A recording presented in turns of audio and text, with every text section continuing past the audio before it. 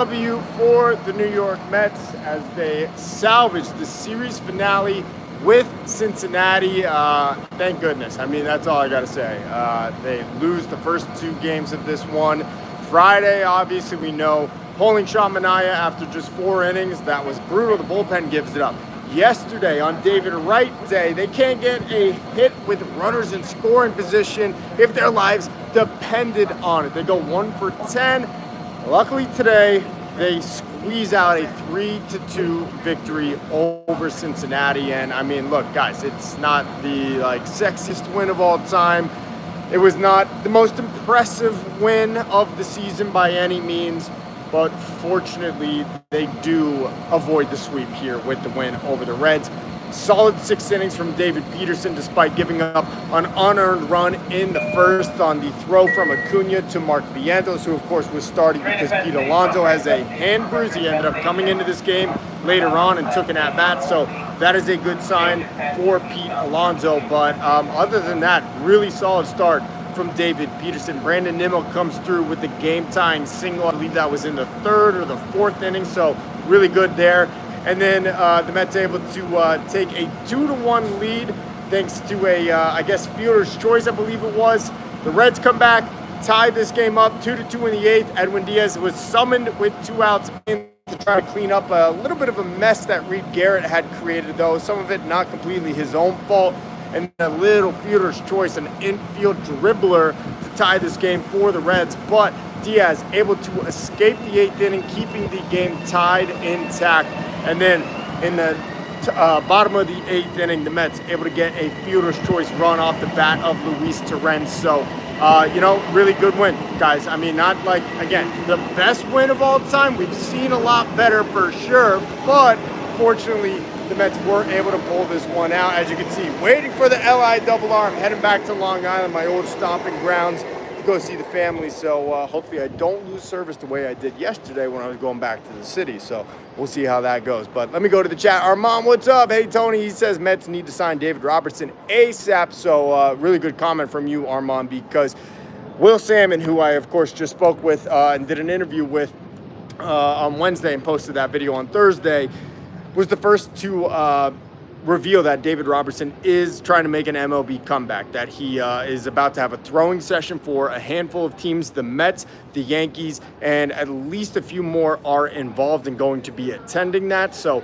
that would be a great signing. And what I said to Will, which he also knew but did not reference in his article, is that David Robertson is actually better against lefties than he is against right-handers. So I had said, since A.J. Minter went down with his season-ending lat tear, that the Mets should be looking at David Robertson, who was still a free agent, of course, pitched for us here in 2023, assumed the closer role when Edwin Diaz was officially knocked out for the year with the torn ACL from the World Baseball Classic. So I am all about the Mets trying out David Robertson. We, of course, got Brooks Raley back as the left-hander in this bullpen, and I do believe that there will be some trades that will improve this bullpen as well. The relief corps definitely needs a little bit of help, although yesterday and today they performed pretty well. I mean, a couple inherited runs yesterday off the boon of Clay Holmes, but today really solid job for the most part. I mean, look, at the end of the day, when the Mets don't score a whole lot of runs, it's going to be very difficult to hold a 1-run lead when it's 2-1, as has seemed to be the case so often throughout this year. But overall, really nice win, and I am on board with David Robertson coming aboard. So really good comment from you there, from Armand. Stefan, what's up, man? Yo, Tom, what's up? No sweep today. That's right. Paul Skeens, what did Paul Skeens do? Are you saying the Mets should trade for him, or are you saying he did something really impressive? I don't know, but Stefan all the way from Amsterdam tuning in. It must be late over there. It's got to be what, like 11 at night, right? Something like that over there in Eastern Europe, right? But appreciate you tuning in. Thanks so much, Stefan. The baseball purist, you're in NYC. I am, yes. I am here right now for the week, seeing my family. This is where I'm originally from, and just waiting on the LIRR to get me back to Long Island to go see some more of my family. But Nico said, hi, what's up, Nico? How's it going, man? One of the OGs from my streams. Hey, Nico, how's it going, man? Good to see you in here. Armand, also, David Robertson is repping himself. He does not have an agent. He said that on FT in the offseason. I did not realize that. So David Robertson is going without an agent here while he tries to seek a job, I guess you could call it, with an MLB team. So I wasn't sure. Did David Robertson not want to pitch anymore? He's 40 years old. He's been in the big leagues for about 13 years or so. And maybe he just had decided, hey, enough's enough. Let's hang him up.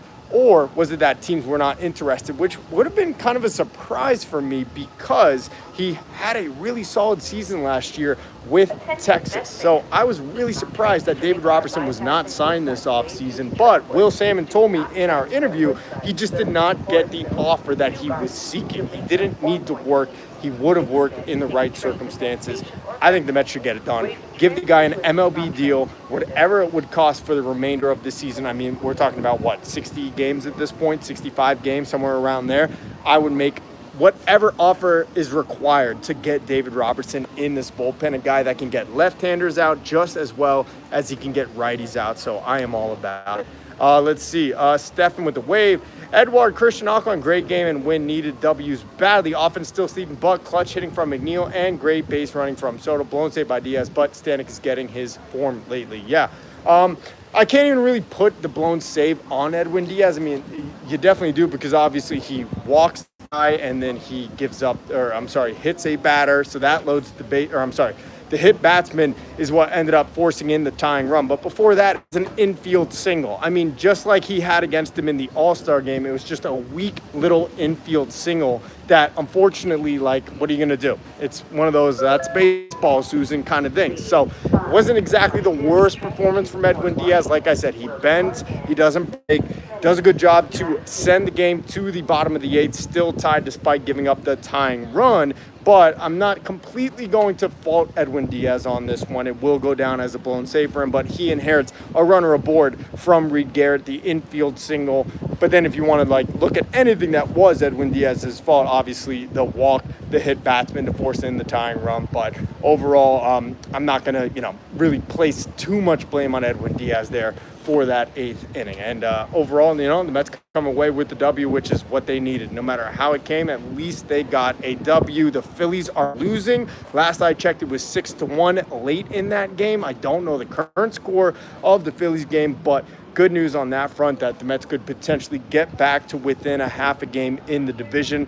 And guys, we got to keep our eyes on Milwaukee. The Brewers are playing good ball. They are 58-40. They are 18 games over 500. They have leapfrogged us for that top wild card spot in the standings. So we got to worry about Milwaukee, San Diego, those teams as well. So definitely something to monitor, I guess I would say. But Stefan says, yes, 11:15 p.m. Yep, I know. It's 6 hours ahead out there in Europe. So very cool for Stefan to be here from Amsterdam. My man, James Lee, what's up? He says, yo, how's it going, James Lee? Good to see you in the chat, my man. Nico says, glad to not be swept by the Reds.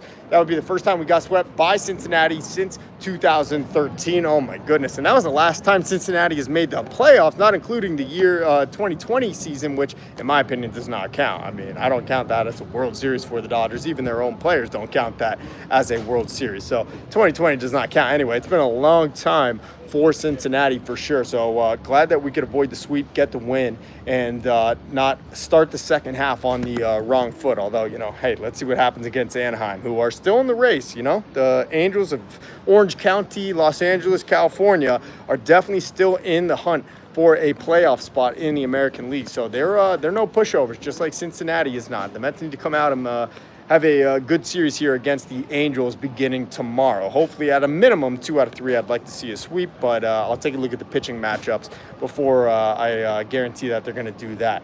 Let's see. Armand says Mendy was asked in the postgame presser about Alvey being pinched hit for today, and Mendy did not know and only knew Alvey hit another home run.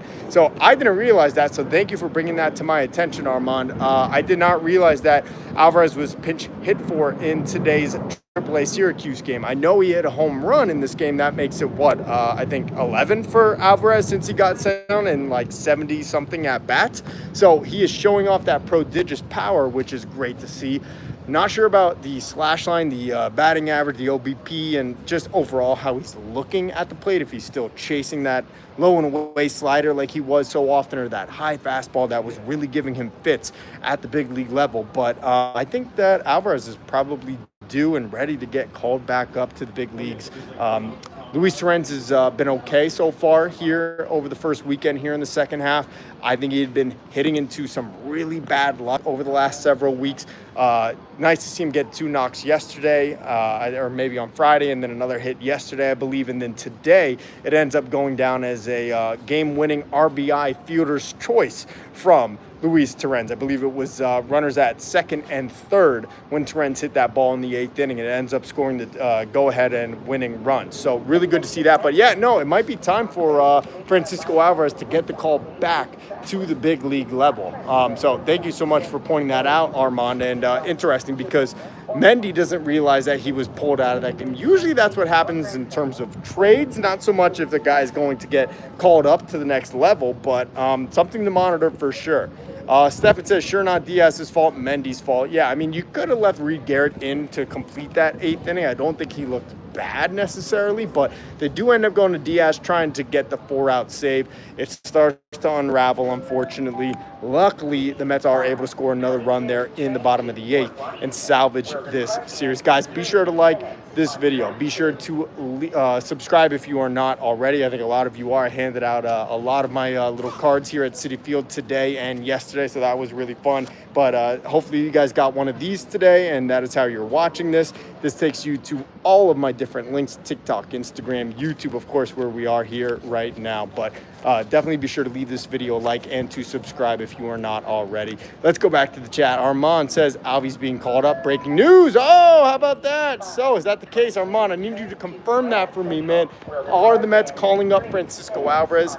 In my opinion, I think it's the time. I said, hey, let's do it as soon as the second half opens up. Let's just call up Francisco Alvarez. It's like a fresh start for him. And obviously they didn't do it, but it sounds like, according to Armand, that is the case, that Francisco Alvarez is getting recalled to the big league roster. As you guys can see, we got our train coming in here. I'm heading back to the island, but that is great news. Alvarez did exactly what the Mets asked of him in AAA, to go down, fix his swing. Hopefully some of the defensive issues have also been solved. And if it is the case, Armand, thank you. And please confirm that for me. I'm going to hop on the train here, guys, and I might have to be a little more quiet. But